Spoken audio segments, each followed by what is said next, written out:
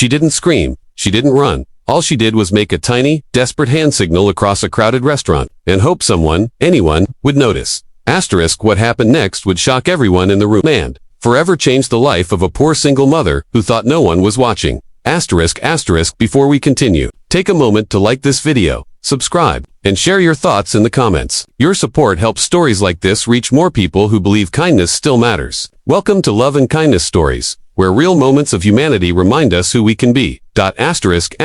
Maria Thompson never imagined her life would shrink down to survival mode.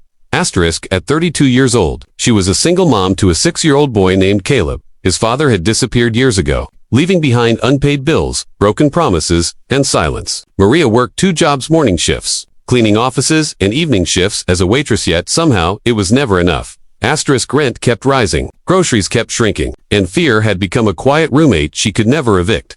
That night, Maria was working a late shift at a small roadside diner just outside Bakersfield, California. The place was usually comp truckers passing through, locals grabbing coffee, families stopping for burgers. But tonight felt different. A group of Hell's Angels bikers had just pulled in.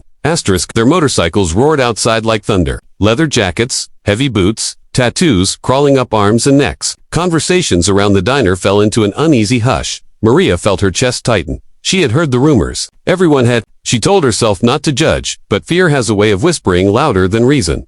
Still. She grabbed her notepad and walked toward their table.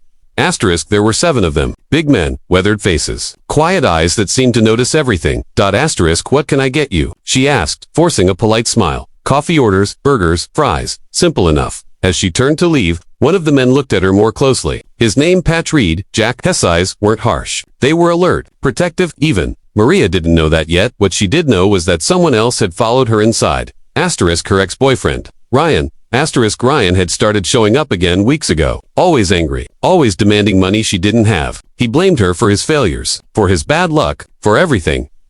She had told him to stay away from her son, to stay away from her work. He never listened. Ryan slid into a booth near the kitchen. His eyes locked on Maria. She felt it immediately. The air changed. Her hands started shaking. When she passed his table, he grabbed her wrist under the counter. You think you can ignore me? He hissed. You owe me? Maria pulled free, her heart pounding. She glanced toward the manager, but he was busy arguing with a supplier on the phone. The diner was full, loud. No one was paying attention, except the bikers. Ryan followed her into the service area, his voice low and threatening. After your shift, we're talking, and don't think about leaving. Maria felt trapped. That's when she remembered something she had seen online weeks earlier. A silent rescue signal for people in danger. A simple hand gesture meant to ask for help without alerting the threat. She didn't know if anyone here would recognize it. But she had to try. As she walked back toward the bikers' table with a tray of food, her hand trembled. She raised it casually, folded her thumb into her palm, then closed her fingers over it. The signal lasted barely a second. Then she looked away, pretending nothing happened. Jack saw it. So did 2 other bikers at the table. They didn't react right away. No sudden movements. No confrontation. Just a quiet exchange of glances. A nod. A decision. When Maria returned to the counter, Ryan was watching her, suspicious. She kept her head down, breathing shallow, counting the minutes until her shift ended. 10 minutes later, the bikers stood up to leave. Ryan smirked. See, no one cares. But Maria noticed something else. They didn't leave. They sat on their bikes outside, engines off, watching. When Maria's shift finally ended, she grabbed her bag and stepped out the back door, hoping Ryan had gotten bored and left. He hadn't. He was waiting by her car. You think you're clever, he said, stepping closer. You embarrassed me in there. Before Maria could respond, engines roared to life. Headlights flooded the parking lot. 7 motorcycles rolled forward, slowly, deliberately, forming a barrier between Maria and Ryan. Jack dismounted first. Problem here? He asked calmly. Ryan laughed nervously. This is none of your business. Jack stepped closer, his voice steady but firm. When someone asks for help, it becomes our business. Ryan's bravado faded. He backed away, muttering threats that no one took seriously anymore. One biker quietly called the police. Another stood beside Maria, shielding her without touching her, giving her space but also safety. When the police arrived, Ryan was arrested for violating a restraining order Maria had been too afraid to enforce before. Maria broke down in tears. Jack handed her a clean handkerchief. You did the right thing, he said softly. She looked at them, The men she had feared only an hour ago and felt something she hadn't felt in a long time. Asterisk, hope. Asterisk, over the next few weeks, word spread. Asterisk, the Hells Angels chapter helped Maria connect with legal aid. One of their partners worked with a local charity that helped single mothers. Another helped fix her car for free.